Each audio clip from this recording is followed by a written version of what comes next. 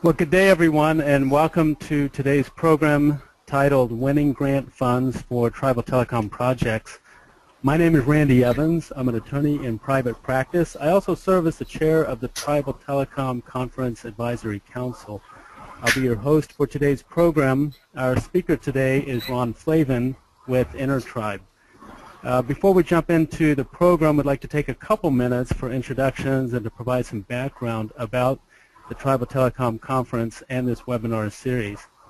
As a matter of personal introduction, I was raised in northwest New Mexico on and near the Navajo Reservation. My wife Sharon and our 3 children are enrolled members of the Navajo Nation. A little background about the Tribal Telecom Conference. The annual Tribal Telecom and Technology Conference serves as a gathering place to share information, explore solutions, and create new possibilities for pathways across the digital divide in Indian country, and to make information and communication technologies accessible to American Indian and Alaska Native communities. Our 4th annual conference is coming up in Albuquerque of New Mexico, May 4 through 7, 2015. Be sure to mark your calendars for those dates, and also visit the website. Registration is now open, and you can also learn about opportunities for sponsorship or setting up as an exhibitor. The website is tribaltelecomconference.com. This webinar series came out of this last year's conference in February of 2014, and a number of requests for year-round educational opportunities to really supplement the topics that are addressed at the annual conference. As for today's program, the formal presentation will be about 40 minutes, and then we'll have some time for questions. If you do have questions during the presentation, please use the question box on the webinar toolbar. You can type in your questions during the program or after the presentation. And now to introduce today's presenter. Ron Flavin is the Director of Grants for Entribe. He's been working with tribal governments throughout the United States, helping them to secure funding for telecom projects, infrastructure, law enforcement, public safety, and technology-focused projects. We're very pleased to have Ron with us today, and with that, I'll turn the program, Ron, over to you. Thank you, Randy. I'm real happy to be here. I'm here on behalf of Entribe, which is a 100% native-owned consulting firm focused on economic development and broadband and renewable energy and sustainable agriculture. It's a project management company that works with tribes on all levels of developing those resources. So I'm very happy to be here. I've got a lot of experience in securing grant funds for tribes. Over the last 10 years, I've brought in over $170 million for my clients, and I also work as a professional reviewer for a number of different funding agencies at the state and federal level, including the Department of Health and Human Services, USDA, Rural Utilities Service, U.S. Treasury, Administration for Native Americans, and several more. So I don't think I need to tell anyone that the grant funding landscape for tribal telecom projects has become a lot more complex and difficult to navigate over the last several years. The economy is still struggling to recover from the 2008 recession, and budgets are being cut left and right. For example, the Bureau of Indian Affairs, Indian Health Services, and others have really had to trim back their funding levels. So what you have is more people competing for a stagnant or even shrinking pool of funding dollars to develop these telecom infrastructure projects. Other things that make the funding landscape more complicated is that a lot of tribal telecom infrastructures are either non-existent or they're old and they're not sufficiently robust to meet the demand of today. And technology, particularly broadband and broadband internet technologies, have changed so much over the last even 10 years that something that an infrastructure that was state-of-the-art just 7 or 8 years ago can be outdated now and insufficient to meet demand, because so many things have moved to the internet and moved to the cloud. Programs and storage and document access that used to be based on the individual computer or network servers are now being held in the cloud, and that creates more demand and taxes aging broadband infrastructures. Generally, the responsibility for maintaining and developing the broadband infrastructure falls on the tribal IT departments. In working with the different IT departments in virtually all the tribes I've worked with, one of the biggest complaints they have or issues they have is that they feel that there's a disconnect between them and the tribal council. Basically the scenario is that a lot of tribal IT departments feel that they have all of the responsibility but none of the authority.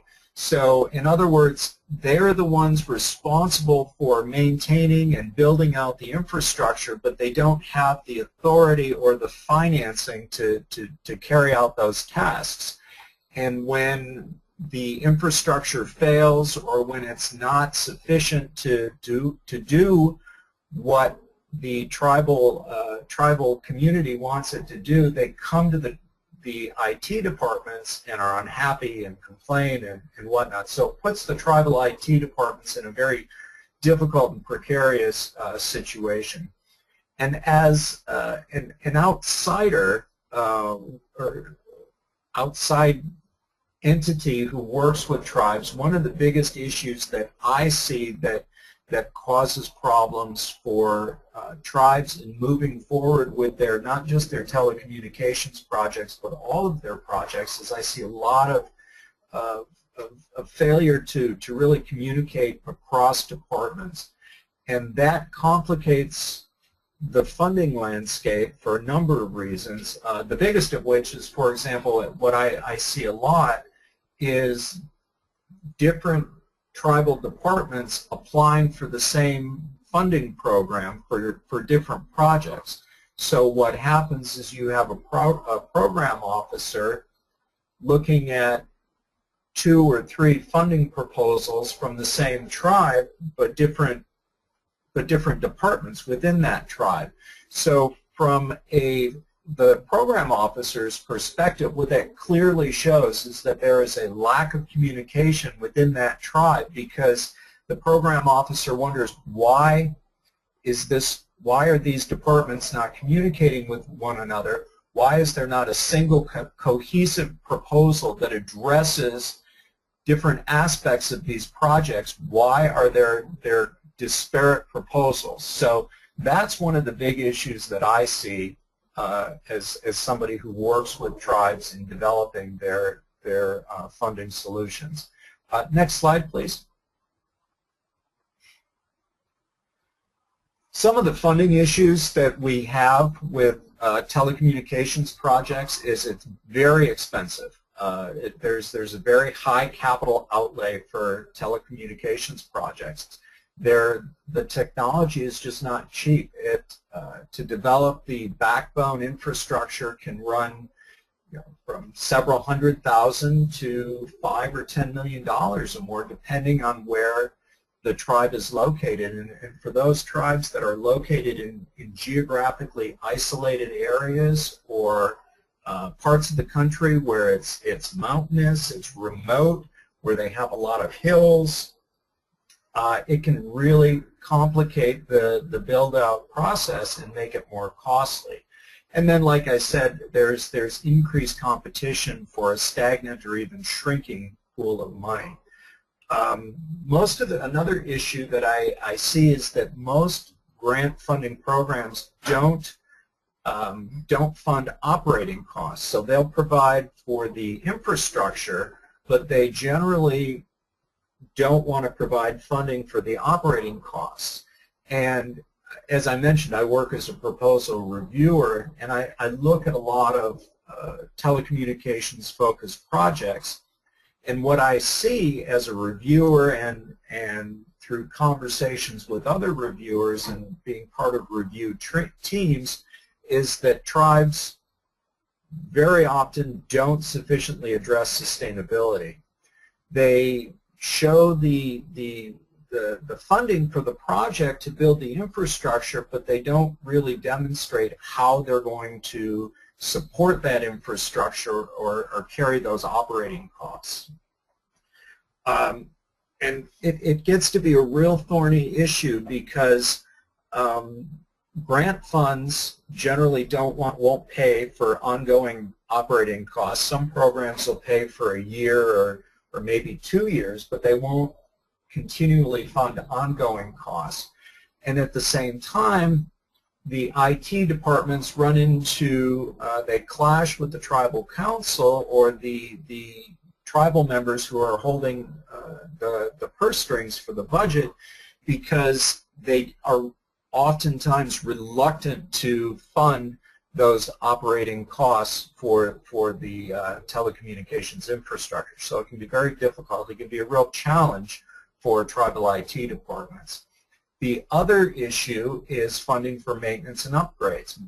Most grant programs will not provide funding for ongoing maintenance or maintenance agreements or for upgrades. Again, some programs will fund maybe a year, 2 years tops of maintenance or upgrades, but that's pretty much it.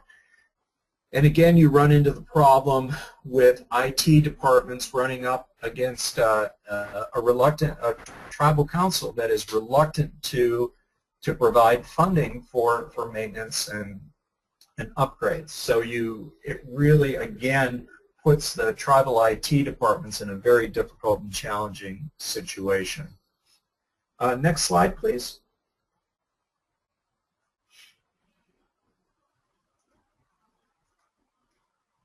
There are a number of different ways that you can address some of these issues.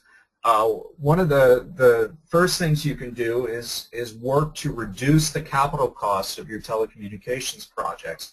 There are a number of different ways you can do that. You can negotiate preferred rates with hardware or software vendors. You can enter into part of a tribal consortium with other tribes or other tribal IT departments, and sometimes you can negotiate better rates. There are a number of different ways that you can work with vendors to cut down on those cut down on those capital costs for telecommunications projects. Like I say, shared purchasing opportunities, kind of a cooperative type purchasing agreement where different tribes come together and negotiate a single agreement where they can all buy whatever it is that they need at discounted rates. There's also ways that tribes can work together and negotiate lower rates for bulk purchases. And in regards to one of the biggest issues that I mentioned that I see as a reviewer is funding the ongoing operating and upgrade costs is one of the most important things that you can do when developing your proposal is to develop the sustainability plan even before you apply for funding. So what you really need to do is before you even start developing that proposal, that funding proposal, is you need to think about how are we going to sustain this network or this infrastructure beyond the grant funds. And as a reviewer, what I frequently see is tribes saying, in regards to their sustainability plan, they'll continue to seek other grant funds. That is insufficient, and that really does not sit well with the reviewer because that demonstrates a lack of planning.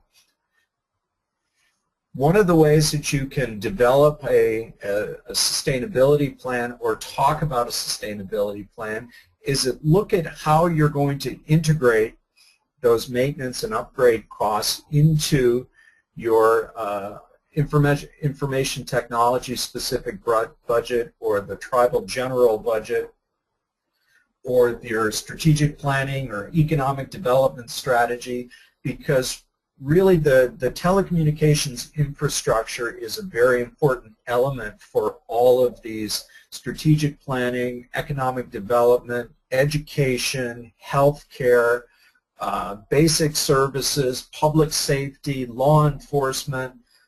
There's so many different aspects of life that the telecommunications infrastructure impacts directly, that there are a number of different areas where you can look at integrating that sustainability into different departmental budgets. You can allocate a portion to education, a portion to public safety, a portion to firefighting, different departments, and there's a number of different strategies for managing that. And your sustainability plan should also be something that is not static, but something that's dynamic, that you review at least once a year and look at, because what you don't want to happen is for your telecommunications structure to become to get old before it's time. You want to make sure that you get the maximum return on investment for the project, and that you keep it up to date and robust as long as possible. Another way to address the issues that we were talking about before is to make sure that the IT department is in continuous communication with the tribal council and other departments that might be seeking funds. There's a lot of different ways that different departments can collaborate with one another, and everybody can seek funding as a single cohesive unit, and everyone can come out on top. For example, if you have a healthcare or a health or education department, the IT department can work with the education or the healthcare department or public safety department and talk about how that infrastructure can support their individual needs. And so what that could do is that could open up different funding streams to support the telecom infrastructure, such as education funding, healthcare funding, distance learning, public safety funding. There are different funding streams that a portion of the budget could be allocated towards telecommunications infrastructure development. It doesn't necessarily have to be a telecom or technology-focused grant, because some grant programs that support education, say for example, they may have a clause or restriction that says up to 25% or up to 30% of grant funds could be used to support technology. So 70% of those grant funds could go directly to the program, and 25 or 30% could be used to support the build-out of the information technology or telecommunications infrastructure. Or it could be used for maintenance or upgrades, or to purchase new equipment, or to expand the network or increase its capabilities. For example, you might want to add high-definition interactive video conferencing equipment or something like that. And there are different funding programs where a portion of those budgets could be allocated to those technologies. So with all departments working together cohesively, it opens up a lot more funding streams and funding opportunities. Next slide, please.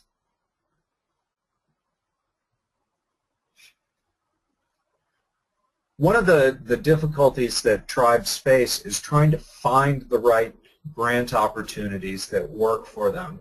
In the past, it was grants were posted, federal grants were posted in different places, and made it very difficult to find different grant opportunities. But today, all federal grant opportunities flow through grants.gov. So whether it's funding opportunity through the Department of Health and Human Services, Administration for Native Americans, USDA Rural Utilities Services, the U.S. Treasury Department, whatever it is, it can be found in grants.gov. You no longer have to go through these other agencies' websites to find the different funding opportunities. Now, I still do that sometimes because I want to, it shows the different funding opportunities in a single place, but there's a way that you can also do that on grants.gov, which I'll talk about in just a minute. Next slide, please.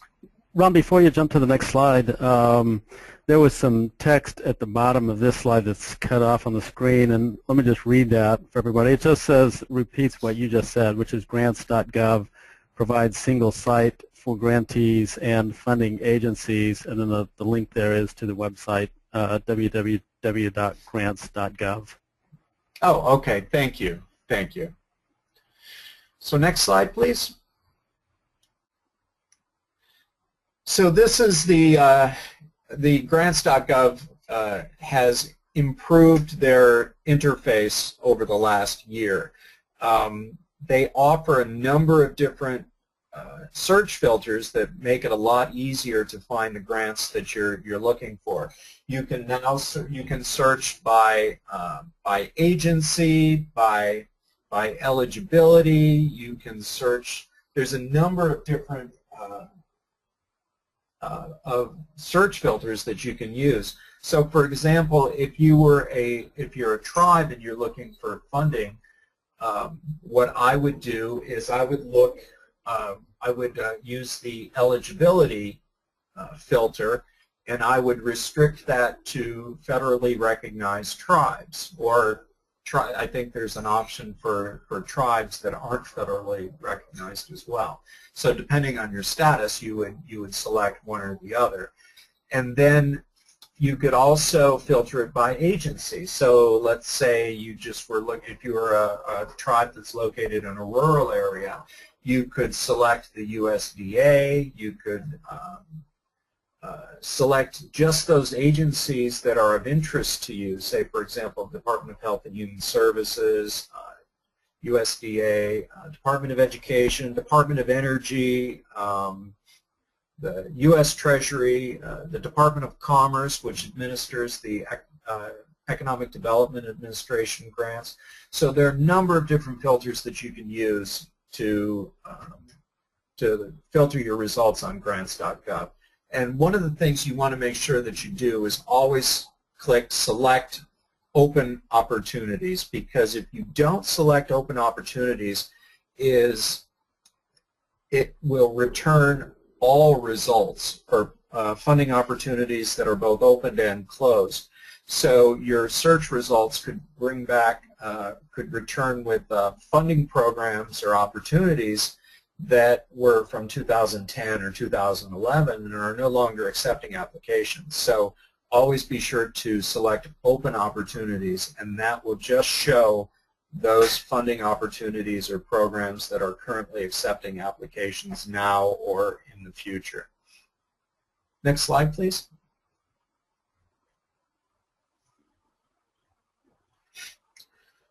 There are a number of different ways that I use to keep abreast of different grant opportunities. Grants.gov has different alerts that you can subscribe to. So you just go to that link there, and you can select by agency, and you'll get weekly or daily updates of grant opportunities that may be of interest to you. You can go by new opportunities by agency, by category, modified opportunities by agency or category, and I subscribe to all four of those, and I subscribe to the modified ones because sometimes they make important changes that might be that could change the scope of your work. So there may be a change in deadline, there may be a change in eligibility, there may be it can really be almost anything. So I always make sure that I stay up with the modified opportunities as well, because they could really be important. Next slide, please. Another thing I do is I use Google Alerts to keep abreast of different funding opportunities, and I use that more for non-federal grants than for the federal grants, because, like I say, all the federal grants come through grants.gov. So I use Google Alerts to find state opportunities, or if there's opportunities through private foundations or something along those lines. And you can set those up so that you get an alert every day, or several alerts during the day, or once a day, or once a week. It's really up to you, but it's a very handy tool that I use to keep up with what's going on. And I also use it to see and track who's getting funded and what kinds of projects they're getting funding for. And that just helps me keep abreast of what's going on in that world. So there's just a lot of different ways that you can use Google Alerts to keep up with what's going on. And sometimes that'll give you new ideas, or open doors to different funding opportunities that you may not have thought of in the past. Next slide, please.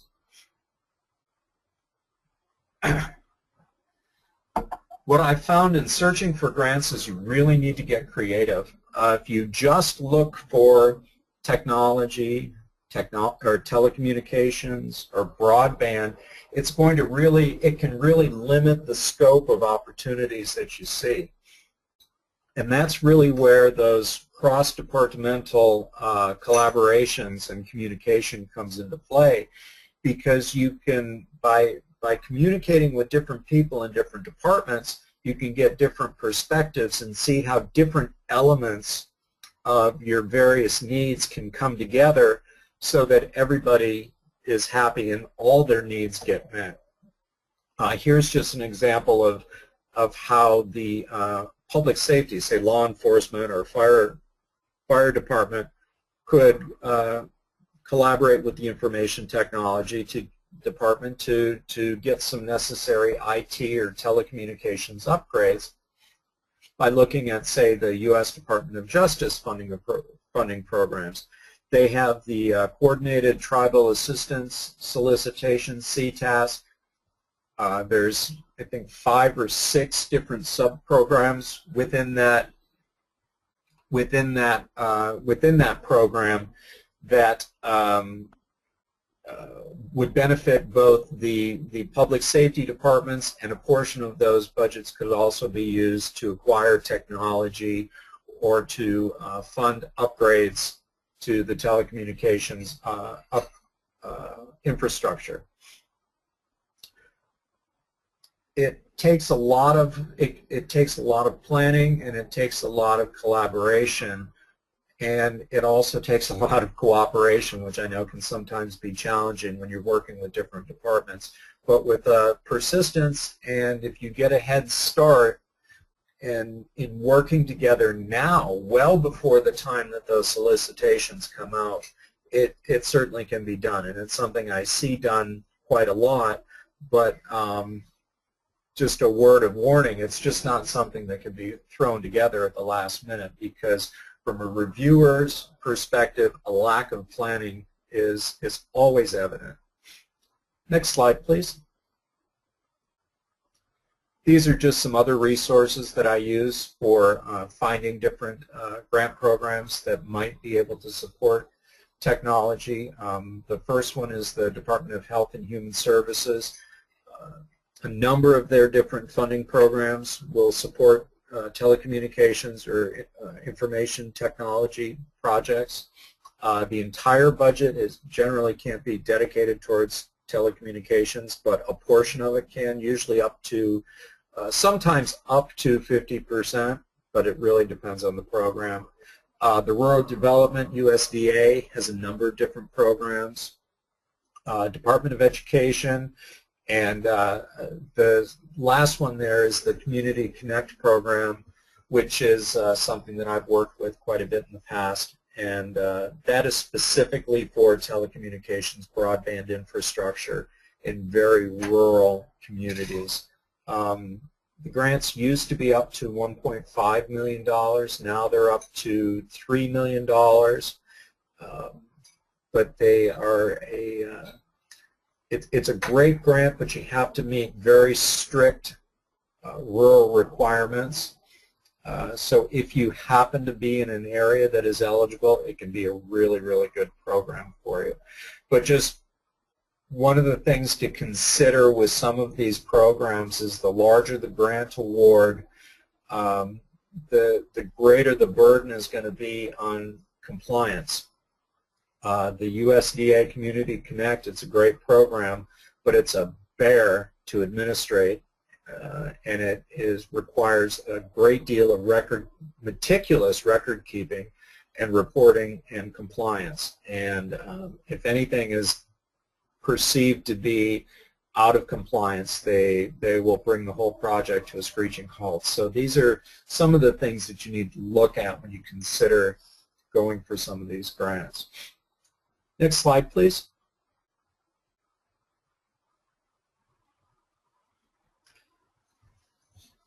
One of the challenges, another one of the challenges for tribal IT departments or for tribes in general is looking at the funding opportunity announcement and figuring it all out and figuring out how to go about the process of applying for the funding.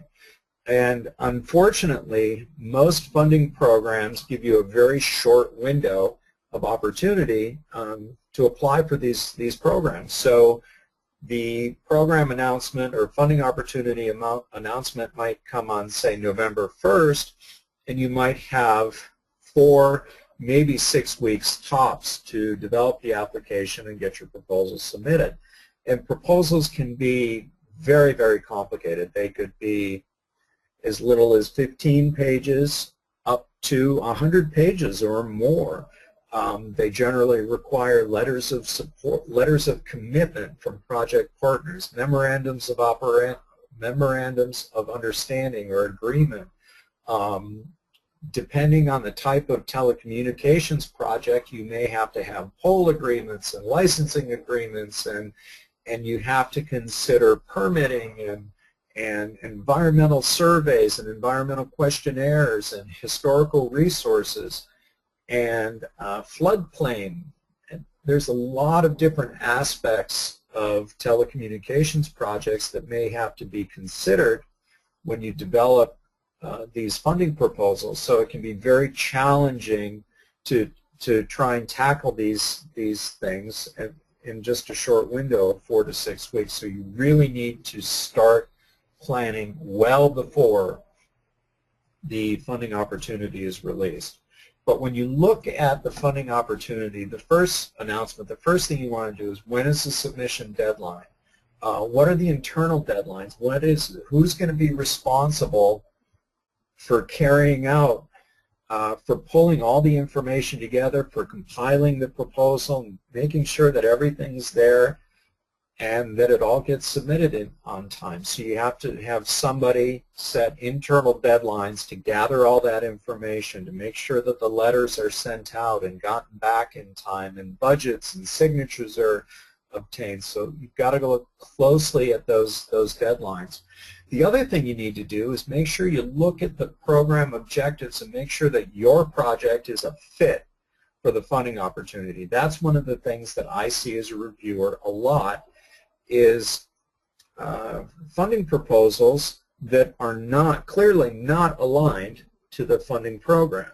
And if your project is not clearly 100% aligned to the funding program objectives, there just really is not a chance that your project is going to get funded, because there are so many tribes and other agencies applying for funding that there just isn't that leeway to step outside of the scope of the program objectives. So as you look at the funding opportunity, look at the specifications. What are the page limits? What kind of information has to be included? Pay attention to the formatting. How does it have to be submitted? Do you have to register on a website beforehand? Most grants are submitted via grants.gov, but not all. The Department of Energy has a funding portal that it uses for some of its funding programs. The National Science Foundation has its own portal, the NSF Fastlane. And some of these registration processes can take weeks. FEMA has its own portal. Department of Homeland Security. There are a number of different other portals besides grants.gov, and all of them require pre-registration, and the registration process for any or all of them can take anywhere from a few days to a few weeks. So you need to make sure that you're registered well ahead of the deadline. Look at the budget. What is the budget cap? Can you complete the project with the funds available? Is that going to be enough? How many awards do they expect to make? If it's a national program and they are only expecting to make 1 or 2 awards, then if your project is not extraordinarily innovative or extraordinarily impactful, then you have little chance of actually getting funded. So look at the number of awards they expect to make. Look at the required structure for the narrative. What are the review criteria? There's a lot of different things, all of these different things you need to look at before you start developing your proposal, because this is going to provide the basis for your outline as you develop the proposal. Next slide, please. Hey, Ron, a question came in that really touches on issues about the budget and the funding requirements. Also circles back to what you were talking earlier about the tribal IT or telecom department working within the tribe as a whole.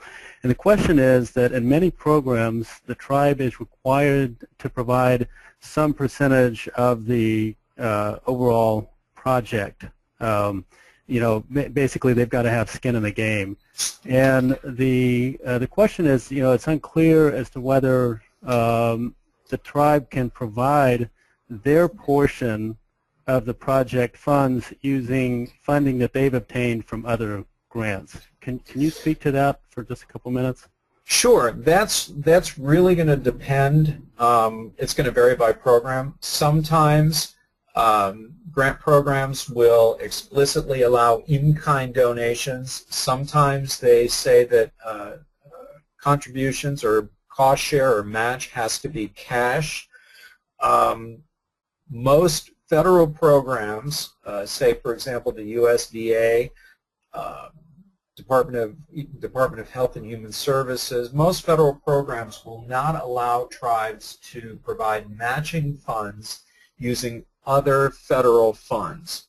So you wouldn't be able to use another federal grant to provide matching funds for Department of Health and Human Services grant, because they have a specific requirement that says that federal funds cannot be used as matching funds. So in that case, you would have to use state funds, or if the tribe has some other source of income, say like a casino or some other tribal business, those funds would have to come from one of those sources, and the tribe would have to include a letter or statement regarding the match stating that all matching funds will be in compliance with the program requirements. So that may require outlining exactly where those funds are coming from. And even if they allow in-kind fund or in-kind match, and you can also, there's ways of, there's ethical ways of presenting contributions of time and effort as a cash contribution. when you're looking at personnel and those sorts of things. But even then, say for example, a chief executive officer, chief financial officer is going to be spending a certain percentage of his or her time on the project.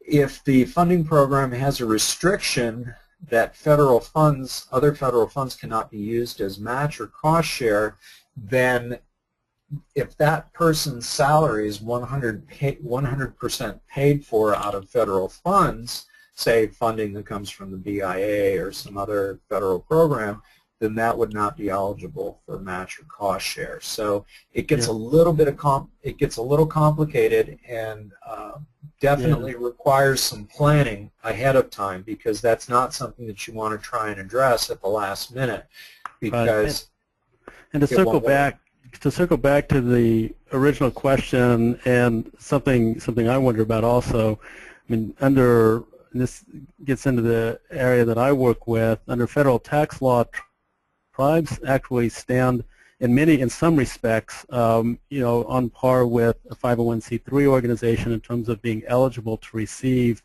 grants from foundations, and there's some specific technical rules that have to be addressed there, and actually a lot of times what we will end up doing is setting up a separate 501c3 organization that serves as the fundraising vehicle to support some public purpose that the tribe is engaged in. But have you run into the situation where a tribe might be getting other outside grant funding, like from a private foundation or some other grant, and then using that as their part of the support then in obtaining federal funds? Oh, absolutely, yeah. And that puts them in a strong position. If they're getting funding from, say, a private foundation or state or county or something like that, yeah, absolutely. Yeah, and many private foundation grants also will require that you're showing other sources of funding for the overall project. So I would think that would work well in that situation. But well, thank you for addressing that, and you move on and definitely talk about observations, and then definitely want to get into talking about some of the mistakes and what makes a successful proposal. Sure. Yeah, and then we're just going to cover that quickly. But I already mentioned that I work as a federal reviewer. More than half of the funding proposals that I review are submitted by tribes. Very few of them actually get funded because they're just not well-developed projects or proposals, and they just aren't competitive, so they don't get funded. Next slide, please. One of the things that I've observed as a reviewer and working with other review teams and speaking with program officers and private foundations, the number one mistake that tribes make, not just tribes, but anybody makes when they submit their funding proposals, is they do not follow the directions. Every section of the proposal counts for a certain number of points, or carries a certain weight or something along those lines. And if you don't follow the directions, if you leave something out, it's going to cost you points, and the loss of just a single point could mean the difference between success and failure. So that's really the number one mistake that I see, and my review teams have seen. Tribes oftentimes leave out sections. They fail to address different questions. They don't include required attachments or requested attachments. And sometimes I know that a question might not be applicable to a particular tribe or to a particular project, but if you just leave the question blank, the reviewer has no way of knowing whether it was an oversight or whether it was on purpose. So you always need to be sure that you follow those directions to the letter all the way through. The other issue I frequently see is the proposal's not aligned to the funding agency's priorities, and I already talked about that. A lot of times outcomes are not quantifiable. The project has a goal of improving the quality of life or something like that, but they don't include anything that can be measured, such as the number of persons trained, the number of households reached, reduction in cost, increase in number of persons reached, something along those lines. A lot of times proposal writers, they make assumptions about the reviewer's knowledge of a tribe. They assume that just because it's a tribal or Native American funding opportunity that the reviewers are going to be familiar with all tribes or the Native American situation in general, and that's not the case, because a lot of, even the administration for Native Americans sometimes uses non-Native persons as their grant reviewers. My mother is Apache, so I have some internal knowledge or personal knowledge of what goes on, but they don't always use native reviewers. And then the other thing I see is tribes using templates or boilerplates. What they do is they take an old proposal and try and cut and paste it or modify it to meet the new proposal guidelines. And inevitably what happens is they leave something out. They cut and paste something wrong, or they leave something in there that shouldn't be in there, and it really stands out. And that's something I see quite a bit as well. Next slide, please.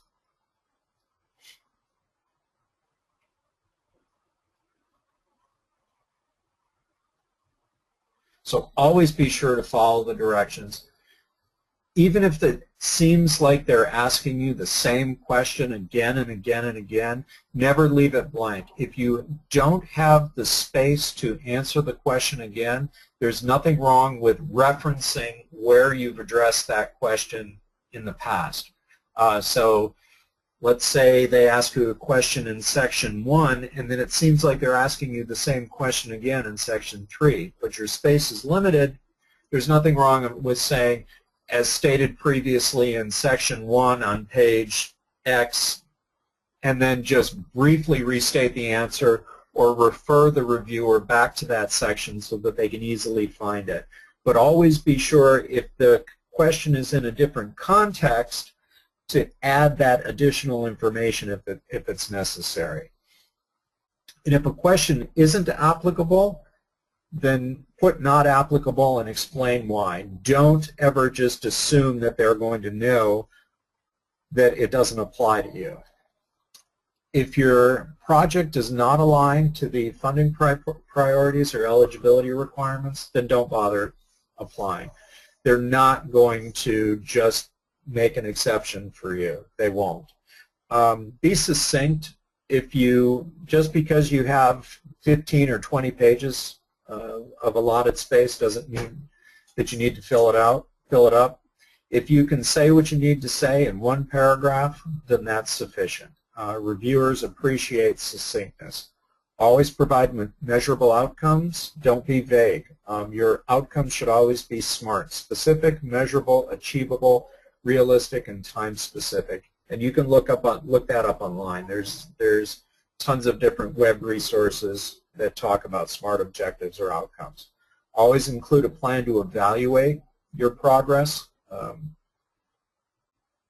If you don't have a plan to evaluate, there's no way for the funder to know how well your project is achieving its intended objectives. Next slide, please.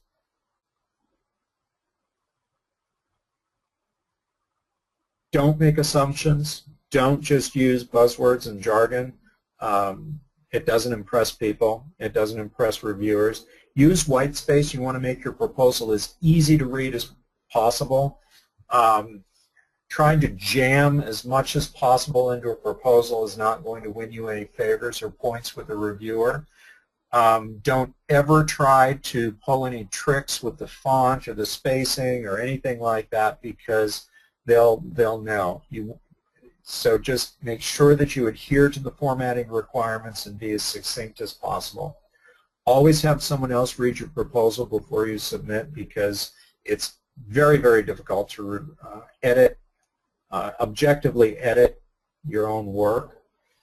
Don't wait until the last minute.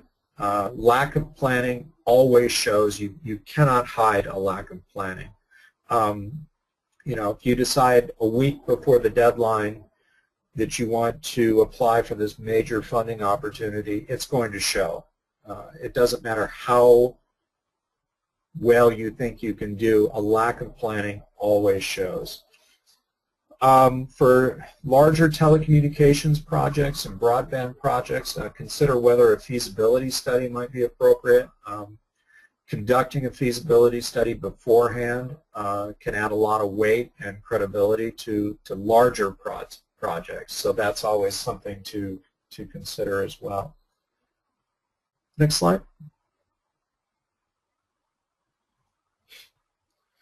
I already mentioned this. Make sure you have all the required registrations in place. Don't try and wait till the last minute, because some of the registrations can take a couple of days or several weeks. Next slide. That's it. So thank you very much. So Ron, got a couple questions that have come in. So this is from one of the participants. Asked if you could talk about the need to get the tribal accounting involved early in the process. And the participant makes a comment that they've seen a number of proposals fail because the financials aren't done correctly, or the numbers in the spreadsheets in the budget don't match those in the narrative. Can you speak to that? Yeah, you absolutely want to involve your financial people in the proposal development, because you really want to make sure that those numbers align, because grant proposals are typically reviewed by teams of 3, and they try and balance out those teams so that at least one person on the team has a financial background. So there's always going to be, with each proposal, at least one person who really goes through those numbers with a fine-tooth comb. So you want to involve those people as much as possible right from the beginning to make sure that those numbers are correct, they're accurate, they're realistic, and they're consistent throughout the proposal. And then the other question has to do with the recommendation regarding feasibility studies. And I've also talked to a number of tribal economic development directors and others that, tell stories of feasibility studies that are done and sometimes can be very costly, the feasibility study itself, and then it just sits on a shelf.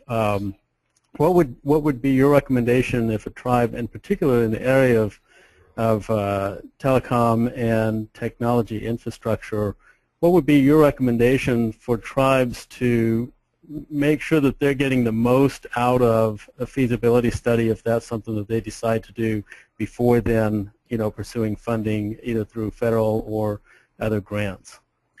Well, my recommendation would be to make the feasibility study as simple and straightforward as possible.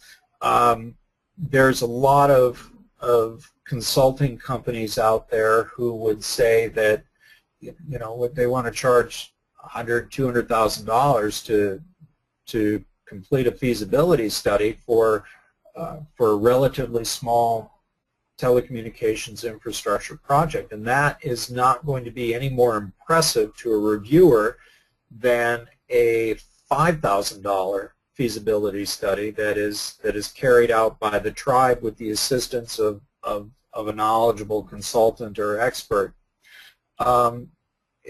Dollar value does not equate to quality. It really is important. It could be an internally conducted feasibility study as long as it's carried out thoroughly and it's an in-depth study and addresses all the key points that need to be addressed. And it is, afterwards, it's probably just going to sit on the shelf, but if you conduct it properly and use it for the right purpose, it is well worth the investment of time and resources. Great. Thanks, Ron. And it looks like that's all of the questions. that we have. And so I wanted to take just a couple minutes here at the end. I mean, Ron, did you have any, any additional thoughts or closing comments that you wanted to make? No.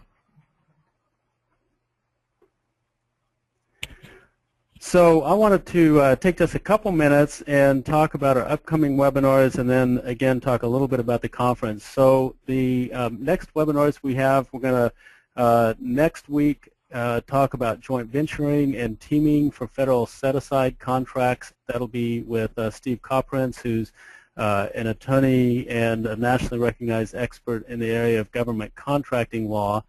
And then on November 4th and November 18th, we've got two different webinars that are being presented by USDA Rural Development. November 4th will be on the sustainability substantially underserved trust areas, as well as rural utility service telecom loan programs and the corresponding SUDA process. And then on November 18th, Rural Development will also be providing a webinar on the broadband and telecom grant programs, the Community Connect and Distant Learning and Telemedicine grant programs. And then finally, again, would encourage you all to visit the TribalTelecomConference.com website to learn more information about the conference coming up next May. Tomorrow we will be issuing a press release announcing the keynote speakers. And then in a couple weeks, we'll be issuing a press release with the request for presentations for the breakout sessions. So be sure and watch for that information. If you're not on our email distribution list, you can go to the website and sign up. Ron, thank you again for today's program, and thank you everyone for attending today. Both the recorded session and the materials will be posted on the website within the next 24 hours. I hope you all enjoy the rest of your day. Thank you.